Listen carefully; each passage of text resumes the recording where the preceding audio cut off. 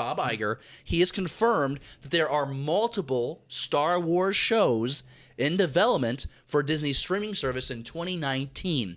And we know that there is a next series for Dave Filoni and friends, right? Because Rebels is wrapping up this March. But there's multiple series. Now, could this be Forces of Destiny getting thrown on there? Yeah. These It sounds like, from what we're reading, that these are all new concepts that are being thrown on that streaming service. You know, Jesse, initial reaction, and I know that we're kind of running heavy here, so just initial reaction to hearing that Bob Iger is saying there's multiple efforts right now for the streaming service. It's exciting because there's a lot that they can pull from and reference and everything.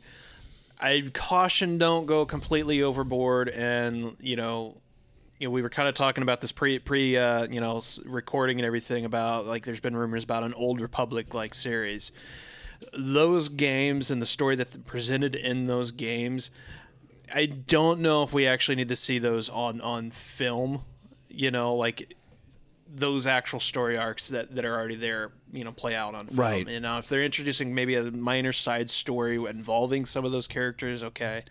But at the same time, I do kind of expect some original content. I would rather than maybe touch on some existing characters that, fans love. Again, I want to get away from that because I think the Han Solo movie is a perfect example of, while I'm still excited for that movie, stop playing with characters that we already have and we keep the mystery there. Go to a different point in time on the timeline. Go to Knights of the Old Republic. You want to see that.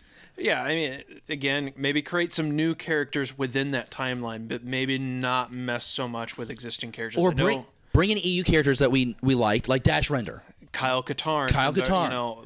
Remold those characters. Maybe Kyle doesn't steal the Death Star plans anymore, but he was a great character. Well, now correct me if I'm wrong. Kyle Katarn was involved with the stealing of the second Death Star plans, right? He was the first one. In the original Dark Forces game, he is responsible for stealing the first Death Star plans. So that's not canon anymore, but you could give him the same. He could do the same thing, but for the second Death Star. Because, many Bothans died. Maybe he makes a bad decision, and that's why they all died. Maybe. And again, there's tons of characters out there that are kind of floating around. I mean, we lost a lot. So let's go from that point there.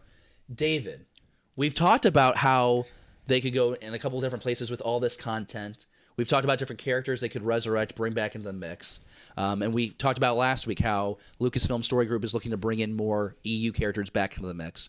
Is this oversaturation, though? Multiple projects being developed for the streaming service. We now have a Rian Johnson trilogy. We now have the Game of Thrones creators in the mix. We'll talk about that in the next segment. Foreshadowing. So deep tease. I'm not worried about oversaturation. Okay. What I'm worried about is the quality of the product that they're going to put out. Okay. I think that's valid. I think it was Family Guy had a joke that Stewie said something like, when he becomes the president of the world, the first thing he'll do is ban straight to DVD Disney movies or something like that. But you look at some of the straight to TV things that Disney's done, and they're not necessarily the highest caliber. Lion King, one of the best Disney animated films, and then they have Lion King 1.5 and Lion King 2, and they weren't as good. So terrible. And Toy Story, another one in there. There was okay.